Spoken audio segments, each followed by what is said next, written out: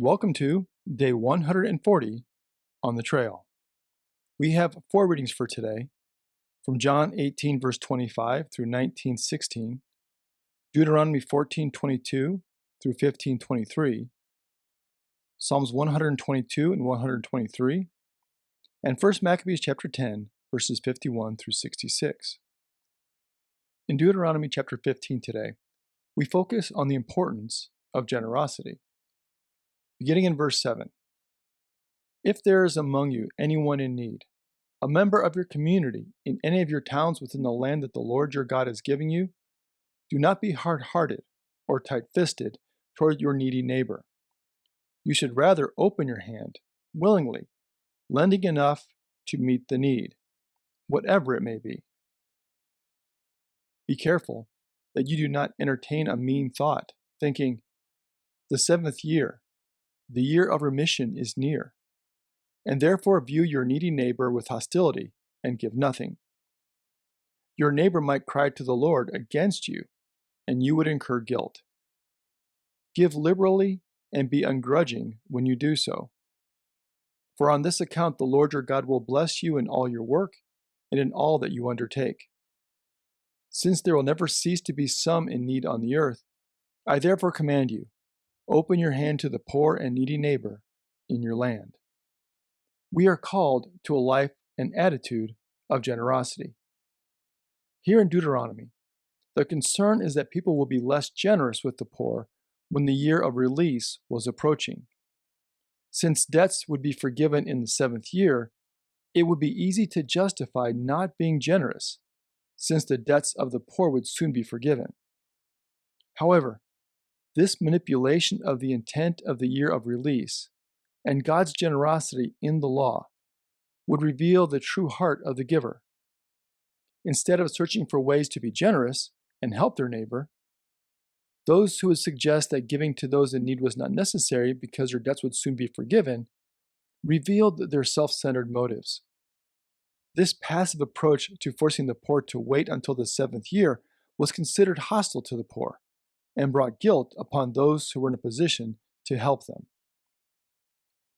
We find a similar statement from Jesus in Matthew chapter 5 verse 42. Give to everyone who begs from you, and do not refuse anyone who wants to borrow from you. Also, I want to point out another interesting connection between this passage in Deuteronomy and Matthew's Gospel. In Deuteronomy 15 verse 9, a more literal translation of the Hebrew text reads as follows: The 7th year is near, the year of release, and your eye is evil against your brother. This use of the evil eye reminds me of Matthew chapter 6, verses 22 and 23. Here it reads, "The eye is the lamp of the body. So if your eye is healthy, your whole body will be full of light.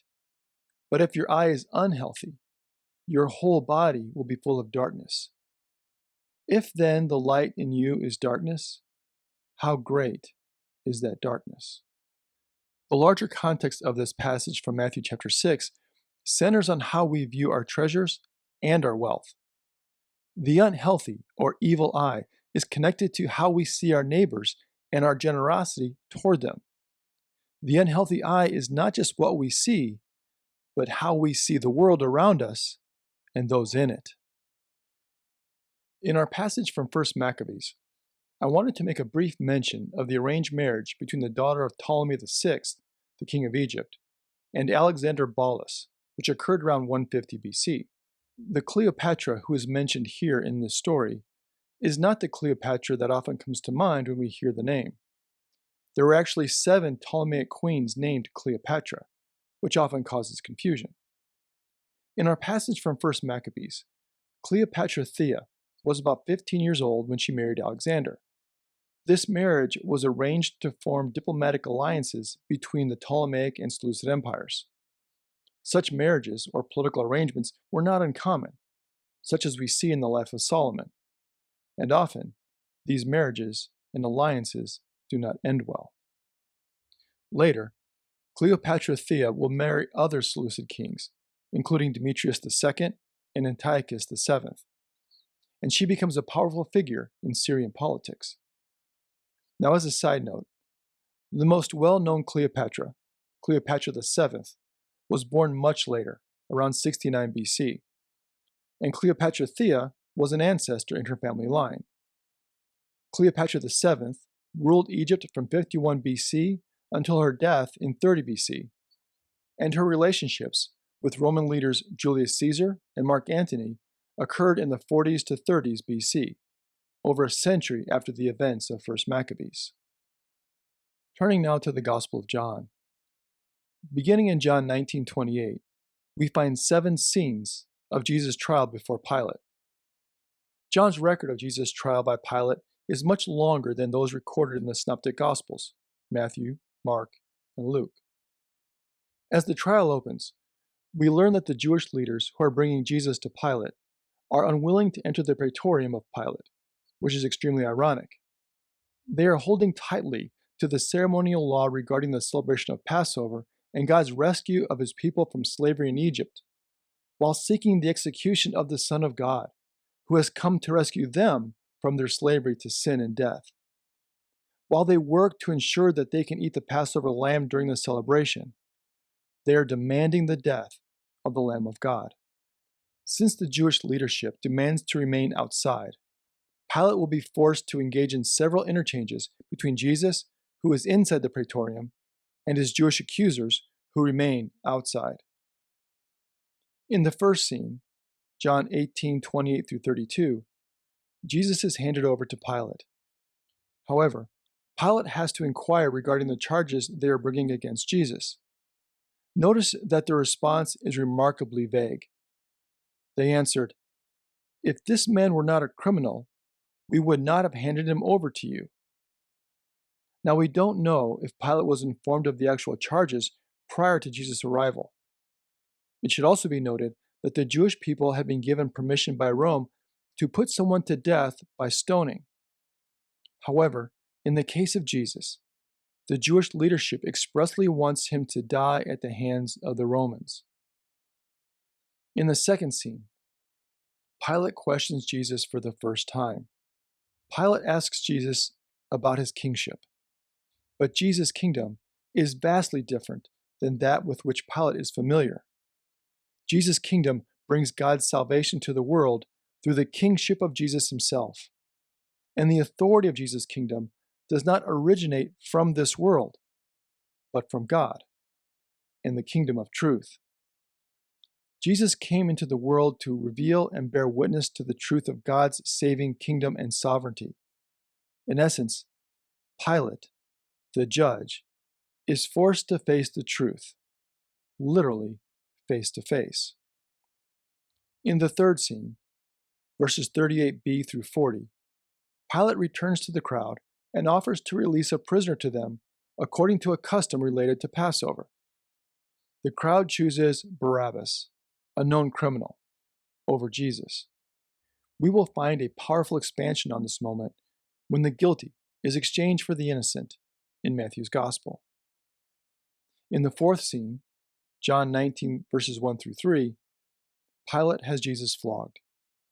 The Roman soldiers who carry out his instructions mock Jesus by placing a crown of thorns on his head and dressing him in a purple robe. It is possible that Pilate is still trying to free Jesus from a death penalty. Since Pilate could not release Jesus through the custom of amnesty at Passover, perhaps he hoped that flogging Jesus would satisfy his accusers. In fact, in the fifth scene, after beating and flogging Jesus, Pilate brings Jesus before the crowd and declares, "Look, I am bringing him out to you to let you know that I find no case against him." But when the chief priests and police saw Jesus, bleeding and bruised, they still demanded that he be crucified by the Romans. Yet, Pilate once again attempts to release Jesus in verse 6, where he says, "Take him yourselves and crucify him. I find no case against him." Pilate seems to know that Jesus is not guilty of their charges and is even angered by their unrelenting desire to crucify Jesus. In the sixth scene, Pilate once again interviews Jesus after hearing the Jews tell him that Jesus claims to be the Son of God. This news shakes Pilate to his core. In the face of those who accuse him, and after the flogging he received, Jesus has made an impression on Pilate. Then, to learn that this man standing before him claimed to be the Son of God caused Pilate to be seized with a sudden fear. When Pilate interrogates Jesus for the second time, he begins asking where Jesus is from. Pilate is specifically asking if Jesus was from earth or from heaven, whether he was a man or truly the Son of God. But Jesus only offers Pilate silence. Pilate then tries to threaten Jesus by reminding him that he has the authority to release Jesus or crucify him. Jesus, however, reminds Pilate of an infinitely greater authority than the Roman emperor, God himself. Then, in the seventh and final scene, Pilate is deeply affected by what Jesus told him. Therefore, Pilate makes yet another attempt to release Jesus. However, the Jewish leaders threaten to denounce Pilate before Caesar if Jesus is freed. And now we learn what Pilate truly fears. At noon, Pilate brings Jesus out from the praetorium to pass judgment upon him. John mentions the timing of this moment for an important reason. The 6th hour, or noon, on the day of preparation for Passover, is the hour when the Jews cease their work, leaven is removed from their homes and burned, and the Passover lambs are slaughtered.